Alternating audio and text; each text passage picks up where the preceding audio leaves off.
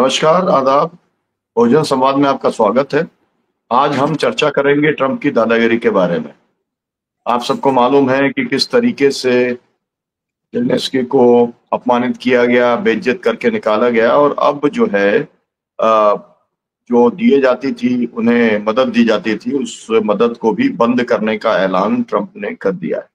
इसके साथ साथ में मैक्सिको और कनाडा से जो भी सामान आता है उसके ऊपर 25% का टैरिफ भी लगाने की ही केवल घोषणा तो पहले हो गई थी, लेकिन उसे भी लागू कर दिया गया है।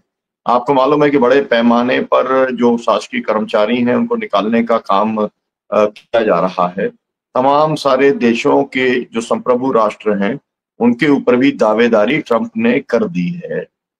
इस तरीके की इस परिस्थिति को लेकर के जो आज एक नया सिंड्रोम पूरे देश और दुनिया के अंदर बना है, उसको लेकर के आज हम चर्चा करेंगे। हमारे साथ में यहाँ पर जो साथी मौजूद है, मैं उसे आपका परिचय कराता हूँ। हमारे साथ में प्रोफेसर शिवाजी सरकार हैं, वैश्विक मामलों के आप एक्सपर्ट हैं। उनका बहुत बहुत स्वागत है। हमारे साथ में सलीम खान साहब हैं, वरिष्ठ पत्रकार हैं, संपादक हैं, और जो है ऐसे यूट्यूबर्स में जाने जाते हैं जो कि बहुत अच्छे विश्लेषण के साथ में देश के अंदर एक बहस आगे बढ़ाने का काम करते हैं। हमारे साथ में कोच के तौर पर डॉक्टर आनंद प्रकाश तिवारी जी हैं। मैं सबसे पहले प्रोफेसर शिवाजी सरकार जी से कहूंगा कि ये जो शब्द इस्तेमाल किया जा रहा है, दादागिरी वाला, ये शब्द आपके हिसाब से ठीक है या थोड़ा सा और ज्यादा स्ट्रॉन्ग शब्द होना चाहिए? वैसे तो गुंडागर्दी का मामला है, गुंडागर्दी भी नहीं, एक तरीके से उससे भी आगे जाकर के बहुत सारे शब्द इस्तेमाल किए जा सकते हैं। लेकिन पहले मैं चाहूंगा कि शब्दों के ऊपर बातचीत हो जाए कि क्या कहा जाना चाहिए। जो कुछ भी कार्रवाइयां कर रहे हैं ट्रंप, उन्हें किस तरीके से, किस नाम से परिभाषित किया जाना चाहिए? पहली बात तो यही है, क्योंकि बड़े सारे अखबार, बड़े सारे यूट्यूबर्स अलग अलग नाम से उनको इस समय जो है, मतलब कई लोग तो ये कहते हैं कि हिटलर को भी उन्होंने पीछे छोड़ दिया है। बड़े एक डिक्टेटर के तौर पर लोग उन्हें बता रहे हैं, एक बड़े नव फांसीवादी लीडर के तौर पर उन्हें बता रहे हैं। तो आप उन्हें कैसे देखते हैं, पहले ये बताएं। मैं समझता हूं उन्होंने जो कुछ भी किया वो बदतमीजी है। अंतर्राष्ट्रीय मामलों में कई बार बहुत सारी ऊंच नीच होती है और उसको डील करने का तरीका ये नहीं होता है। जिस तरह से ट्रंप कर रहे हैं, मैं समझता हूं उसमें बौखलाहट बहुत ज्यादा है। और ये बौखलाहट सिर्फ डोनाल्ड ट्रंप की नहीं है, पूरी जो है, अगर अमेरिकन सोसाइटी न भी कहें तो अमेरिकन गवर्नेंस से जुड़े जो लोग हैं उनमें है। अमेरिका एक बहुत बड़े इकोनॉमिक क्राइसिस से गुजर रहा है। उसका डॉलर हिंदुस्तान के लिए जो भी माने रखता हो, ओवरऑल जो है डॉलर बहुत ज्यादा इफेक्टेड है। ब्रिक्स और ऐसे कुछ मुल्क जो हैं जो डी डॉलराइजेशन के उस पे है, जिसमें सऊदी अरेबिया भी शामिल है, जो अमेरिका के एक बहुत करीबी दोस्त माना जाता है। तो वो जो प्रोसेस है वो भी अमेरिका को सबसे ज्यादा हर्ट करता है। जब डॉलर आप इस्तेमाल करते हैं तो उसका मतलब ये होता है कि आप अमेरिकन इकोनॉमी को सब्सिडाइज कर रहे हैं, और वो सब्सिडाइजेशन जब नहीं हो रहा है तो अमेरिका के इकोनॉमी पर असर आता है। साथ में अगर आप देखें, उन्होंने जिस बौखलाहट में मेक्सिको और कनाडा पर टैरिफ लगा दिया है, रशिया से तो उनके संबंध अभी है नहीं, हालांकि पुतिन से उनकी दोस्ती बढ़ रही है। बाकी सारे मुल्कों पर जिस तरह से वो टैरिफ बढ़ाने की बात करते हैं, और हिंदुस्तान पर भी किया हुआ है उन्होंने, और हिंदुस्तान के भी जब हमारे नेता वहां पहुंचे थे, उनके साथ भी जिस तरह से बात की थी, वो भी कम से कम सभ्यता के खिलाफ था। उन्होंने जो बातें की थी और जिस तरह से की थी, वो कोई भी जो सामान्य डिप्लोमेटिक प्रोसीजर है उससे हट के था। वो ये बात अलग है कि हम उसको जज्ब कर गए, हमने उस पर कोई रिएक्शन नहीं दिया, और सिर्फ रिएक्शन ही नहीं, जब हमने उसको रिएक्ट नहीं किया तो ट्रंप ने दूसरे ही दिन जब वो वहां थे, फिर से हमारे जो भारतीय वहां थे उनको बेड़ी और हथकड़ी पहना के वापस भेजा। तो ये सारी जो घटनाएं हम देख रहे हैं, और आज जिस तरह से उन्होंने WTO से, पेरिस के क्लाइमेट मिशन से, यूनेस्को से, वर्ल्ड हेल्थ ऑर्गेनाइजेशन से, और भी कई जगह से, जैसे वो अपने सारे पैसे रोक रहे हैं, यूएसएड भी उसमें है। और यूएसएड वगैरह जो काम करते थे उसमें एक चीज हमें समझने की जरूरत है, यूएसएड से जहां एड कहा जाता है, खर्च किया जाता था, उन मुल्कों को फायदा नहीं होता था। यूएसएड का इस्तेमाल होता था पॉलिसीज जहां जिसकी है उस पॉलिसीज को प्रेशराइज करके अमेरिका के फेवर में बदलने का। वो एक सॉफ्ट, आप कह सकते हैं, इकोनॉमिक डिप्लोमेसी का एक तरीका था। पैसे कम लगाते थे पर अमेरिका को फायदा बहुत ज्यादा होता था। इन सारी चीजों को अगर देखते रहे हम पा रहे हैं कि अमेरिका को अब ये सोच शायद हो रही है कि पूरी मुल्क जो है यूनिपोलर हो गई है और सिर्फ अमेरिका की ओर देख रही है। इसलिए वो नाटो से भी अपने रिश्ते तोड़ने पर या नाटो को तोड़ने पर भी उसको कोई गुरेज नहीं है। इन सारी चीजों को अगर आप देखें, इससे ये लगता है कि अमेरिका अगर चाहता क्या है, एक बात साफ है कि अमेरिका जिस तरह से सारे कंट्रीब्यूशंस जो है न्यूज वो चले डिबेट, यूनाइटेड नेशंस को भी जो सपोर्ट करता था, वो सारी चीजें जो कम कर रहा है, ये सारी चीजें विश्व के राजनीति के लिए, विश्व के अर्थव्यवस्था के लिए सही नहीं है। और साथ में अगर दूरंदाजी से देखें आप, इससे सबसे ज्यादा नुकसान जो है अमेरिका को होने वाली है। क्योंकि अगर जिस तरह से अमेरिका घबराया हुआ है ब्रिक्स से और ऐसे कई जो और जो अलायंसेज है उनसे, अमेरिका जिस तरह से घबराया हुआ है डी-डॉलराइजेशन से, और यूक्रेन के जेलेंस्की से जिस तरह से बिहेव किया उन्होंने, ठीक है, जेलेंस्की को उकसा के लड़वाया किसने आके? अमेरिका ने सीधे तौर पे, नाटो ने इनडायरेक्ट तौर पे। और उसका जो भुगतान है सबसे ज्यादा उनको सोचा था उन्होंने कि रशिया को करना पड़ेगा। जो सैंक्शंस लगाए रशिया के खिलाफ सैंक्शन से रशिया को उतना फर्क नहीं पड़ा। और सबसे इंटरेस्टिंग चीज है, भारत जो 5 ट्रिलियन इकोनॉमी की बात हम करते हैं कि हम 5 ट्रिलियन की इकोनॉमी हो जाएंगे, रशिया सिर्फ 2 ट्रिलियन की इकोनॉमी है और उसके बावजूद वो मजबूती से खड़ा है जैसे भी है। तो ये भी हमें सोचने की चीज है। देखिए, इसमें से सबसे बड़ी चीज हिंदुस्तान को सोचना है, क्या हमें ऑल्टरनेटिव मेजर्स ढूंढने हैं या नहीं है। अमेरिका से हमारा जो टोटल बिजनेस है वो $120 बिलियन का है, यूरोपियन यूनियन से इस वक्त $135 बिलियन का है। तो हम क्यों अमेरिका से इतना घबरा रहे हैं? अमेरिका से मैं समझता हूं कि हमें जबरदस्ती उन्होंने हमारे ऊपर जो F-35 को थोपने की कोशिश की है, हालांकि अभी तक हमने हाँ नहीं किया है, पर उनकी कोशिश यही है जो हमारे साथ किया है वही वो जेलेंस्की के साथ कह रहे हैं कि आपके जो मिनरल्स है उस पर हमें हक दीजिए। पुतिन से जब बात हुई, पुतिन ने तो कहा जा रहा है कि पुतिन तैयार हो गए कि उनके मिनरल्स पे अमेरिका को हक देने की। तो ये जो पूरी चीजें हैं जिस तरह से कि हम ग्लोबल दादा बनते जाएंगे, ये किसी भी हालत में इंटरनेशनल जो मल्टीलैटरल ऑर्गेनाइजेशंस हैं उनके लिए भी अच्छी चीज बात नहीं है। और अगर अमेरिका सब कुछ चाहता है खुद ही करना, डायरेक्ट ट्रेडिंग करना और डायरेक्ट सब कुछ डिक्टेट करना, तो सबसे अच्छी बात ये हो कि विश्व के सारे मुल्कों को मिलके, हालांकि वो कहना बड़ा आसान है, होता आसानी से नहीं है, अमेरिका के जो भी सारे मूव्स हैं उसकी काट को अपनाए। ब्रिक्स को वो कहते हैं हम खत्म कर देंगे, ये तो हिंदुस्तान को, रशिया को, साउथ अफ्रीका को सोचते हैं वो खत्म करेंगे कि नहीं। चाइना भी उसमें शामिल है और ब्रिक्स बैंक जो है वो चाइना में है। तो इन सारी चीजों को अगर आप देखें तो जो बौखलाहट है डोनाल्ड ट्रंप का, उससे एक बात तो साफ है कि वर्ल्ड की जो पूरी सिस्टम है और खास करके वर्ल्ड की इकोनॉमी जो है वो कहीं ना कहीं परेशान तो है। जी। जी, बहुत शुक्रिया प्रोफेसर साहब।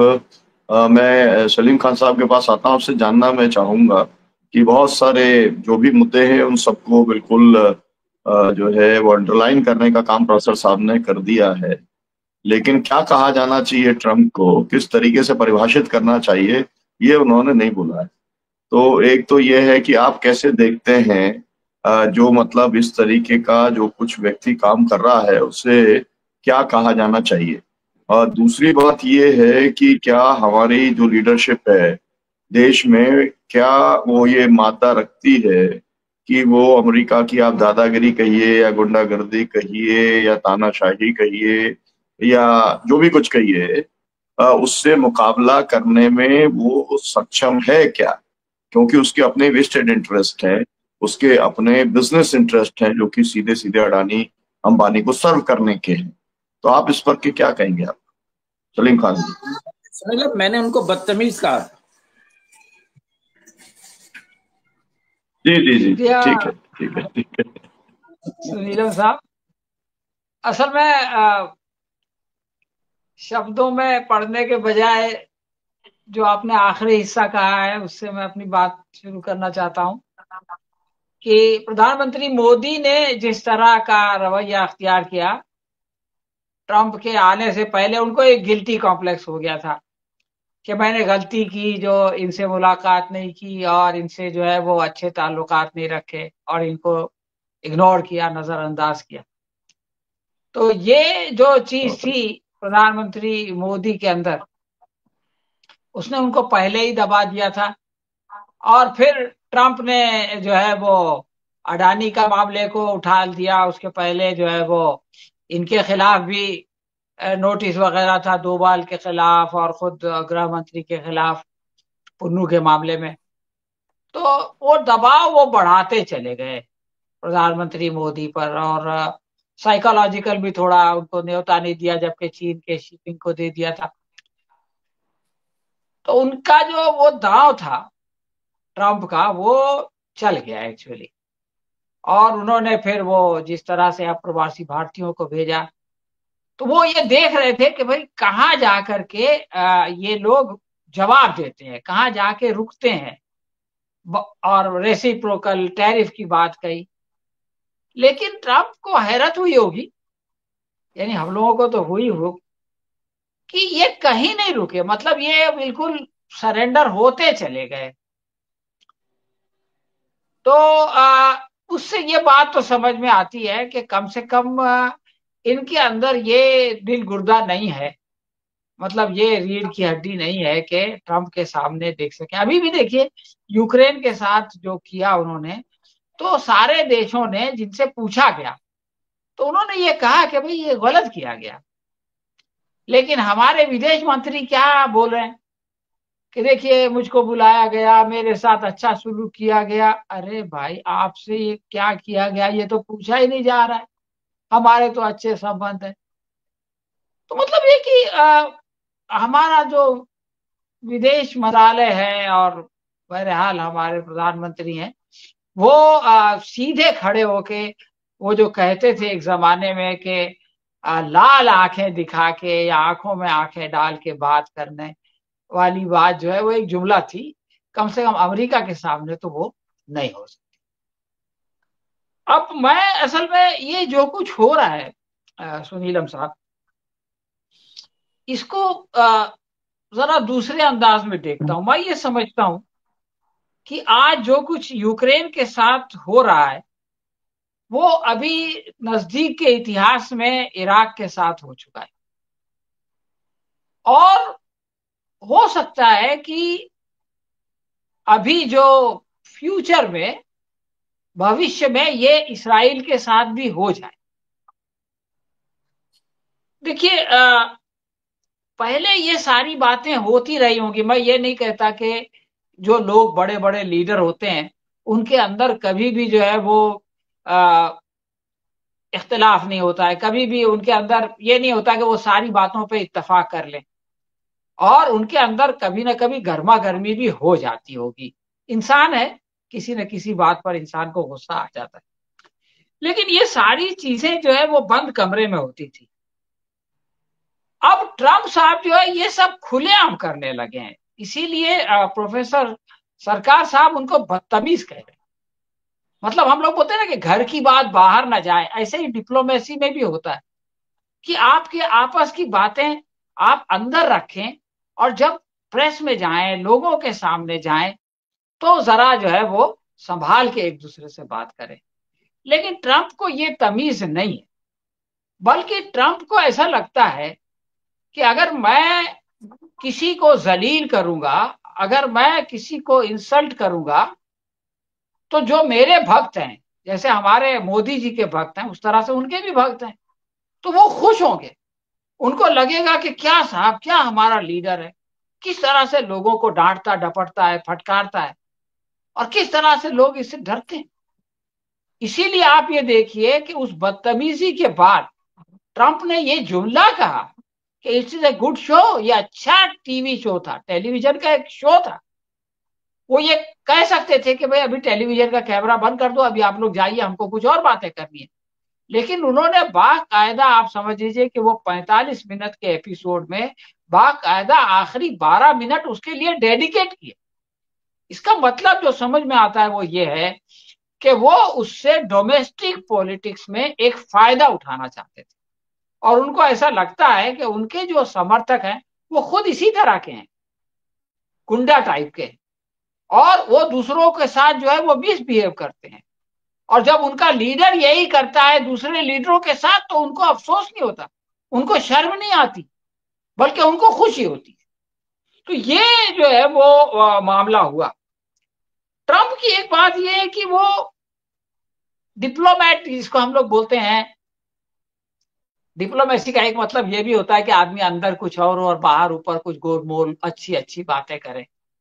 ट्रंप या तो वो डिप्लोमेसी जानते नहीं है, और या तो ये कि वो उसको अपने लिए फायदेमंद नहीं समझते, इसलिए जो सोचते हैं वो बोल देते हैं। इसकी एक और उदाहरण देखिए, गजा के मामले में उन्होंने ये कहा कि मैं जंग बंद करा दूंगा, लेकिन उन्होंने ये नहीं बताया कि मैं जंग क्यों बंद कराऊंगा। लोगों ने ये समझ लिया कि आदमी जंग इसलिए बंद कराता है ताकि खून खराबा बंद हो, और जो लोग मर रहे हैं बेचारे, उनकी जो है वो, जो लोग जिनके घर तबाह हो रहे हैं वो तबाही बंद हो। ये बात आमतौर से आदमी समझता है। लेकिन जब जंग बंदी हो गई और जब उनका वो हो गया, शपथ ग्रहण हो गया, उसके बाद उन्होंने अपना उद्देश्य साफ साफ बता दिया। वो उद्देश्य गलत है, नहीं होना चाहिए, ये सब अपनी जगह पर है, लेकिन उन्होंने उसमें कुछ छुपाया। उन्होंने कहा कि भाई मैं चाहता हूं कि वहां के लोगों को वहां से निकाल दिया जाए, और उस जमीन पर हमारे कब्जा हो जाए, और हम उस पर एक बहुत अच्छा जो है वो पर्यटन का एक वो बनाएंगे, दुनिया भर के लोग वहां आएंगे, तो उससे उनको बिल्डर का भी कारोबार मिलेगा, और लोग आएंगे तो उससे बिजनेस भी मिलेगा। तो ये बात जो है उन्होंने बगैर किसी पाखंड के सबके सामने रख दी। और देखिए आप कि जब उन्होंने देखा कि इसको कोई मानने के लिए तैयार नहीं है, ना यूरोप में ना पश्चिम एशिया में, तो उन्होंने कह दिया कि भाई ये तो मेरा एक सुझाव था, और मैं समझता हूं कि वो अच्छा सुझाव है, लेकिन ये कि अगर लोग नहीं मानते तो मैं उसके लिए दबाव नहीं डालूंगा। यानी एक तरह से उन्होंने उसको विड्रॉ कर लिया। तो ये ट्रंप का मिजाज है। अब आप देखिए कि उन्होंने इसके बारे में क्या किया, यूक्रेन के बारे में। यूक्रेन के ऊपर उन्होंने दबाव डालना शुरू किया कि भाई तुम्हारा जो है 2024 में खत्म हो गया है, उसके बाद से तुम इलेक्शन के बगैर हो तो तुम डिक्टेटर हो, तुम अक्षम हो, उसके ऊपर दबाव डालने लगे। उसके बाद में फिर उन्होंने कहा कि तुमको अपने खनिज दे देना चाहिए, मेरे साथ एग्रीमेंट करना चाहिए, और इसके लिए तुम आओ। और आप ये देखिए कि जाने से पहले ज़ेलेंस्की इसके लिए तैयार हो गए थे कि वो अमेरिका के साथ एग्रीमेंट पे साइन करेंगे। ये बात उन्होंने डिक्लेयर कर दी थी, यानी वो साइन करने के लिए गए थे। लेकिन उनका एक सिंपल डिमांड था कि भाई हमको सुरक्षा की गारंटी दो, खाली जंग बंदी से काम नहीं चलेगा। और उसके लिए उनकी दलील ये थी कि ये इशू 2014 से चल रहा है, 11 साल हो गए हैं, और पुतिन साहब जो है वो 25 मर्तबा जो है वो अपना कमिटमेंट जो है वो तोड़ चुके हैं, इसलिए उन पर भरोसा मत करो। आप ये बोलो कि ये खनिज आप लेंगे, लेकिन ये कि मेरी अखंडता को सुनिश्चित करेंगे, मेरी जो मतलब अखंडता का मतलब मेरी जो जमीन रशिया ने ले ली है वो वापस कराएंगे, और आइंदा अगर रशिया मुझ पर हमला करता है तो आप जो है वो मेरी मदद करेंगे, मेरा साथ। ये बहुत ही जायज डिमांड है अगर वो खनिज मांग रहे हैं तो। लेकिन ट्रंप ने ये कहा कि नहीं साहब, हम आपको ये नहीं करेंगे, और चूंकि आप जंग हार रहे हैं इसलिए आप जो है वो सरेंडर कर दीजिए, आप जो है वो जंग बंदी पे राजी हो जाइए। तो ये बहुत ही खराब बात है कि अगर समझो कि कोई मुझको मार रहा है तो आप मेरी मदद के लिए आएंगे कि सलीम तुम मार मत खाओ, मैं तुम्हारे साथ खड़ा हूं, मैं तुमको इससे छुड़ाऊंगा। तो आप मुझको ये समझाना शुरू कर दें कि सलीम तुम उससे लड़ नहीं सकते, तो तुम ऐसा है कि उसके कदमों में गिर जाओ। तो ये जो ट्रंप ने जो जो लाइन लिया है वो बहुत ही खराब, मतलब किसी सुपर पावर को तो छोड़ दीजिए, किसी शरीफ आदमी को जो है वो सूट नहीं करती।